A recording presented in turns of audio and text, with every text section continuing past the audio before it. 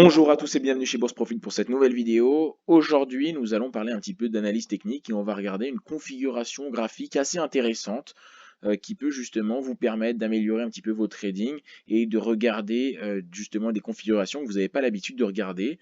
Moi, je trouve que c'est justement assez intéressant à trader et à remarquer sur les graphiques boursiers et on va en fait tout simplement mêler un petit peu de chartisme avec un indicateur technique. Donc on va, comme indicateur technique, hein, sans plus attendre, ajouter directement les bandes de Bollinger. C'est avec voilà, les Bollinger Bands en anglais, hein, qu'on va justement pouvoir trouver cette représentation graphique-là.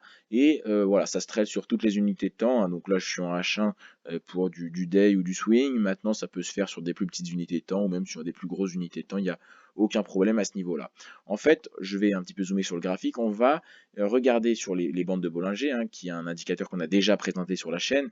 En fait, c'est un indicateur qui nous montre un petit peu la volatilité avec voilà, un écartement des cours quand il y a un mouvement impulsif et des cours qui vont se resserrer quand justement il y a moins de volatilité.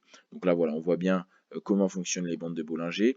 On voit justement là des bandes plutôt parallèles, des bandes globalement voilà, assez parallèles à ce niveau-là, puisqu'il n'y a pas vraiment de volatilité. Donc les bandes se resserrent, la cotation est enfermée entre ces deux bandes, et puis ensuite on va avoir une impulsion du cours, et là les deux bandes vont diverger. Et là ensuite, à partir de ce moment-là, donc voilà, les bandes là divergent pendant l'impulsion. Là on a une fin du mouvement à ce niveau-là. Donc je vais la mettre en évidence. Là, on a une fin du mouvement à ce niveau-là, puisque les deux bandes, la bande inférieure va se retourner et va venir évoluer parallèlement à cette bande. Donc voilà, tout ça, je l'ai déjà évoqué en vidéo, principalement voilà, sur les bandes de Bollinger. On avait fait une vidéo totalement dédiée à ça. Donc voilà, les bandes de Bollinger servent à regarder un petit peu la volatilité du cours. Donc on a deux bandes qui peuvent diverger quand il y a un mouvement d'impulsion. Les bandes se resserrent, on a une fin de mouvement, et puis là, les bandes vont évoluer parallèlement puisqu'on a un marché en range, et puis au milieu, on a une moyenne mobile qui est au centre de ces deux bornes, donc voilà, de ces deux bornes, de ces deux bandes, hein, appelez-le comme vous voulez. Donc on a une bande inférieure, une bande supérieure et une moyenne mobile au milieu. Donc voilà comment fonctionnent un petit peu les bandes de Bollinger. Donc nous, on va se servir des bandes de Bollinger pour regarder des setups assez intéressants, et en plus de ça, on va mêler le chartisme en regardant des configurations particulières qui sont tout simplement des triangles, c'est-à-dire qu'on a deux trendlines, deux traits, hein, qui vont venir enfermer le prix, et à l'intérieur de ça, on va justement avoir un prix qui va osciller de moins en moins, et en plus de ça, on va avoir les bandes, hein, qui viennent compresser le prix. Donc nous, on va regarder justement un petit peu tout ça, donc c'est-à-dire la compression d'un triangle plus les bandes. Donc nous, c'est ce qu'on va justement regarder et ce qu'on va vouloir chercher. Donc là, par exemple, on voit un exemple plutôt intéressant. On voit justement un resserrement du cours. Donc on voit une compression du cours en triangle avec des oscillations de plus en plus petites.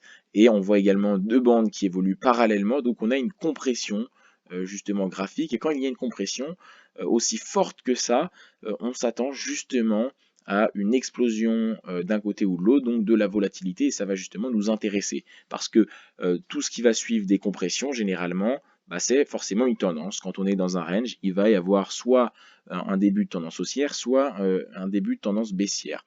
Donc ça va être des setups qui vont nous intéresser pour justement remarquer de quel côté vont partir les graphiques.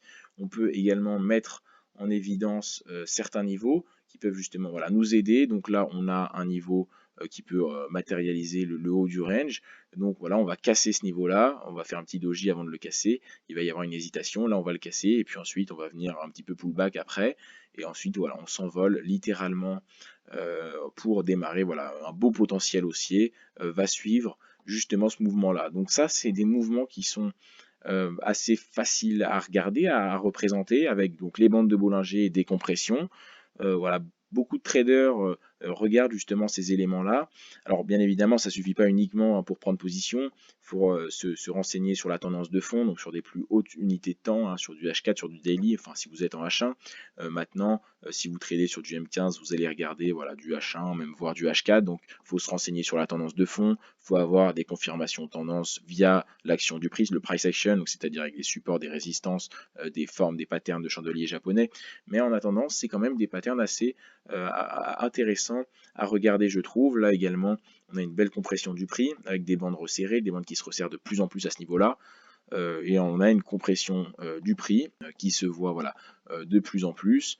Et donc forcément, ce qui va suivre ce sort de triangle, c'est un éclatement donc fortement, très très fort, pardon, excusez-moi, donc qui va suivre. On va venir casser la bande, on va venir casser la bande supérieure. Et puis ensuite, voilà, on va casser également ce niveau-là, et là le prix va s'envoler. Donc voilà, nous ce qu'on cherche, c'est des bandes resserrées et également une compression graphique. Donc voilà, c'est assez simple à regarder, hein, je défile un petit peu le graphique, mais on va pouvoir le voir assez facilement. Alors vous, là, vous voyez, on a également une compression qui est beaucoup moins propre. Donc voilà, on pouvait voir justement cette compression-là avec des bandes fortement comprimées. On a eu une première cassure, mais là le problème c'est qu'on a toujours voilà, un haut de range qui pose problème. Donc on ne peut pas encore venir le trader finalement parce que voilà, on a un haut de range qui n'est pas cassé. Donc cette sortie-là, bah, on vient juste sur les mèches précédentes. Ensuite, on a une réintégration du range, et puis là, on a voilà, une bougie très impulsive, même peut-être un petit peu trop, qui vient faire beaucoup plus que la taille du range finalement. Donc là, c'est un petit peu un pattern compliqué à trader. Surtout qu'on a une cassure qui n'en est pas une. En fait, elle casse la bande supérieure sans casser le haut du range. Donc là, c'est pas forcément typiquement ce qu'on va chercher. Voilà, on remarque également, voilà, ça c'est une belle compression, alors pas forcément sous forme de triangle, mais en attendant, on voit un range avec très peu de variations, un cours qui aussi très peu. On peut déjà se rendre hein, sur le M15, sur les unités de temps inférieures pour regarder un petit peu comment ça évolue. Donc on a une compression, des bandes qui sont très très resserrées, hein. Là, les bandes à ce niveau-là évoluent parallèlement, très très serrées. Des mèches, donc des dojis, hein, donc des chandeliers qui vont mêcher des deux côtés, une indécision du marché. Donc on voit bien que le prix est totalement indécis, on est dans un range, et là on va justement regarder l'impulsion qui va se faire. Donc on est dans une tendance de fond certainement baissière, hein, je pense qu'on peut se rendre à H4, je sais pas. Globalement, voilà, on a un mouvement qui est baissier, qui a déjà démarré bien en amont. Donc voilà, si on dézoome un petit peu, on voit que le mouvement a démarré, bah, il est justement baissier, on a qu'à regarder le mouvement en amont. Et là, on a une compression, donc voilà, on a une pause dans cette tendance-là. Là, on avait une impulsion, là, on a une respiration du marché, hein, on vient un range, et en fait, on va reprendre la tendance initiale, donc qui était baissière. Et donc là, c'était une possibilité de rentrer dans ce potentiel baissier via la compression du marché et via des bandes resserrées, impulsion, on vient casser le bas du range, et on pouvait se positionner à ce niveau-là. Et ensuite voilà, profiter également d'un mouvement. Donc voilà, ça dépend quand on veut sortir. Donc c'est des compressions qu'on peut voir assez régulièrement. Donc voilà, c'était une petite vidéo pour vous parler un petit peu de ça. Moi je trouve ça très intéressant parfois de vous faire des vidéos un petit peu moins préparées directement sur les graphiques. Peut-être que ça vous plaît. N'hésitez pas à le dire en commentaire, hein.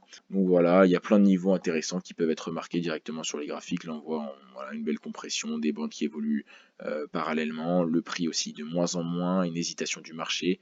Quand on voit un chandelier qui vient mécher très fortement, comme ça montre vraiment toute l'indécision du marché. Donc là, avant de prendre position, bien évidemment, on attend tout le temps la clôture d'un chandelier japonais, hein. Parce que là, pendant le chandelier est vert, on pense qu'on a cassé le haut du range, cassé la bande supérieure, alors que rien du tout. Et en fait, on se rend compte qu'à la clôture, bah, on fait tout simplement un doji. Donc faire très attention, hein, bien attendre la clôture des chandeliers japonais. Ça, c'est très important. On ne prend pas position avant la clôture. Donc à la clôture, là, on peut prendre une décision. Et là, en fait, on se rend compte qu'on est toujours dans le range et qu'on est toujours indécis, qu'on est juste venu mécher. Donc voilà, vous pouvez défiler, regarder un petit peu ces compressions-là. Alors, c'est pas un signal pour prendre uniquement position, mais ça peut rentrer dans votre analyse. Les bandes de Bollinger sont assez performantes. Moi, c'est un indicateur que j'apprécie beaucoup. Et puis, regardez également des compressions chartistes. Bah, ça peut venir justement voilà, compléter un petit peu vos analyses.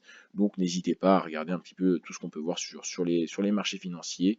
Et voilà, en analyse graphique à ce niveau-là, n'hésitez pas à défiler un petit peu les cours. On peut voir des décompressions assez intéressantes. Voilà, donc j'espère que cette vidéo vous a plu. Si c'est le cas, je vous invite à la liker. Donc vous pouvez également mettre un commentaire si elle vous a plu, hein, si vous aimez bien ce genre de vidéos sur les graphiques boursiers. Vous pouvez également regarder les autres vidéos qu'on a fait sur notre chaîne YouTube. On en sort 3 par semaine, une le mercredi, une le vendredi, une le dimanche. Et puis voilà, ça vous permet d'apprendre le trading gratuitement. Donc on apporte vraiment beaucoup de valeur sur notre chaîne YouTube. Et si vous voulez continuer à apprendre gratuitement le trading, on a une boîte mail privée où on délivre des conseils, des astuces, des analyses. Ça vous permet d'apprendre un petit peu d'une autre manière de la chaîne YouTube. Donc voilà, n'hésitez pas à vous rendre sur notre boîte mail privée qui est totalement gratuite. Donc si vous souhaitez vous y inscrire, c'est dans la description. Merci de m'avoir écouté et à une prochaine vidéo.